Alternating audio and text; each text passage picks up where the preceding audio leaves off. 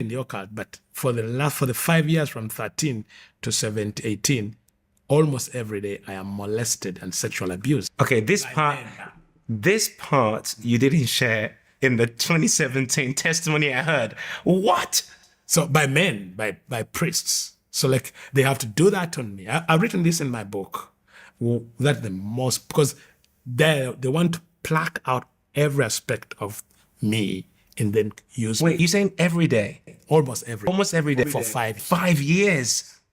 So you during the day, you are like what they call the altar boys. You know, you are like you put on the And this is in a religious Christian, in quotes, environment. So during the day, you are like a trainee being trained to be a priest. So you put on the gown, you attend mass, you do all this. Now, when you go back to the house, what you call the brother's house, you are molested as a boy by these men. They abuse you. They do all kind of things to break you completely. So my question is, with all the powers you had, could you not use it against them? Not. You could not? How come? Because Satan cannot destroy Satan. But then you could use the powers to destroy other witches who are lower than these ones. Oh, were these in a higher ranking? These are in a higher ranking. Because now it's all about the witchcraft and what it's about now, the system, the sorcery system, which rules the world. I may say, which controls all the powers of the world. It's more not just a local witch somewhere. It's now a satanic system that controls the world. Wow. Okay. So that went on for all these years. And by the time you're what, 17? 17, 18, towards 18. Towards 18, 19. What happened at that point when you finished? Actually, my finishing is during those abuses and many years, I also got a mental breakdown. And they took me to a psychiatric hospital for 6 months and then pumped drugs. This was in Italy? Yeah, and psychotic drugs every day in that I may be completely mad, that I never recover. It's like a way of like, now they're going to use your body, but you're not in your senses.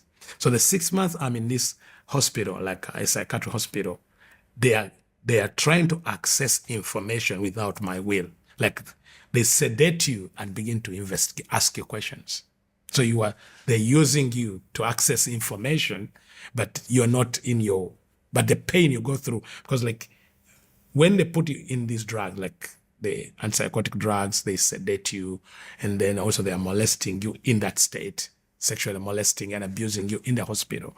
And so all that we go, they are crushing your soul in order to use your soul to get information that they cannot access.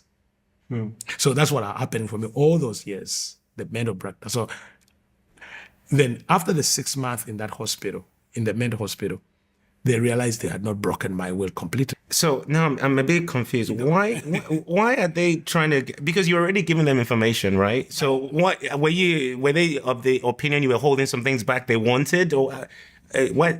I'm trying. What I've not said that sometime I've written this in my book. Sometime they discovered that there's a part of me they could not access.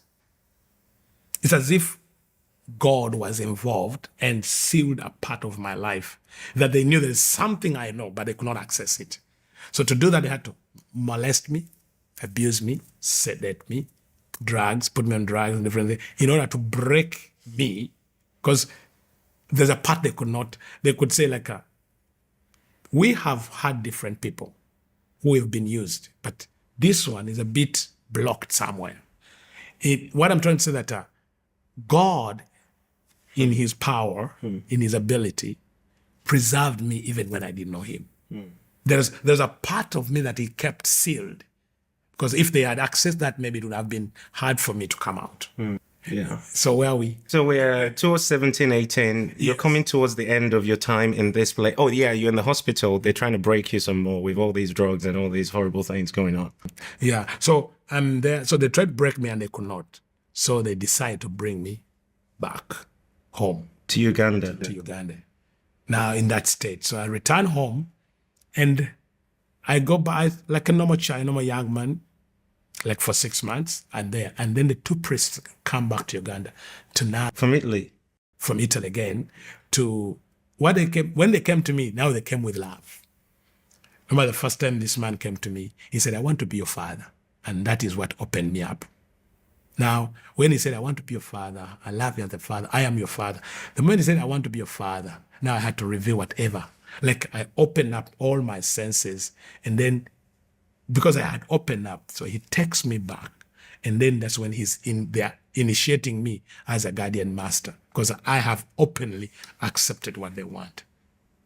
So it takes you back to it. Now, this time willfully. Because remember, before I was deceived. When I was young, I was taken by my mother. Mm-hmm. When I was taken to Italy, I went not knowing. Mm-hmm. So they could not break my will. Mm-hmm. So they bring me back. He comes to me this time and then he says, I want to be a father. I remember Mr. Father. I want to love you. So he came with love. And for the first time, I felt accepted, loved, accepted. And now, because he said, I want to be I want to love you. I want to be this to you. I want to do this. You're a good man. So I open up to him. Now he's embracing me as a father, and I'm the baby in me is longing for a father. So when he texts me, then he says, oh, you know what? Okay, now we're not forcing you. You're going to be a guardian master. So what does that mean in comparison to what you'd been before? Was this obviously sounds like a higher this is a higher level, but also now you are you're not a servant. You now appear with them. Like now you've come into the ruling circle to decide. So the time you're going to make your guardian master, you return to Africa, because there are always like 5 in the entire continent. You're going to be part of this council of the guardian masters, and you're going to now do our work, our system. You're not going to be in the witchcraft. You're going to be normal. You're going to go to university. You're going to have money. You're going to have an organization. You're going to work with leaders in the nation. You're going to work with them. So like you're going to be like a representative of this system in your country, but in the region. In the region. It says there's only about 5 in the whole of Africa. So I'm in charge of the Great Lakes region, another in charge of the Southern Africa, another in the Western, another in Northern, another in Sub-Saharan, all these regions. So when they told me, okay, now you're not going to be a slave or a servant. Now you're one of us. You're a leader. You're a great man, and all this. So they ordained me as a guardian master of that system.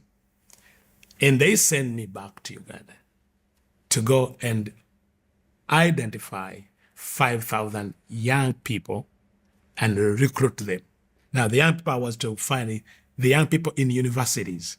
So I was to go and become a student in the university and identify bright students in medicine, in law, in education, and recruit them in Satanism from the university. So by the time they finish university, they're already recruited. So they go in the marketplace already. For example, this is a doctor, a surgeon, a lawyer, teacher. So they're agents because they've already recruited and initiated. But initiated, very educated, so you cannot know. Like you can't say this doctor is a witch or this lawyer is an agent of witchcraft and all this. So my work was to return to Uganda, go to the university, become a student there, identify such students, sponsor them, give them all they need, give them the best education, send them to different universities in the world, return to Uganda and take over the marketplace. So that was my work. Then another work was identify the churches, the men of God who are still not compromised, break their powers, break their marriages, break their businesses, break their churches, destroy them, because they were a threat. The specific aim was men of God. Yes, men of God. Attack them, break their marriages, break their businesses, scatter them. There are specific ones, like this one, like this one, like this one, like especially men who were not compromised, but also I've observed that men who were committed to prayer, not preaching prayer. But most of my attacks were on prayer ministries, churches that were praying, the churches where we were calling people to fast, to repentance, to holiness. So my work was raise these young people, young girls and young boys. While you're raising them, you're training them also to break churches, to defile men of God, to go into the churches. Sexual immorality. Take them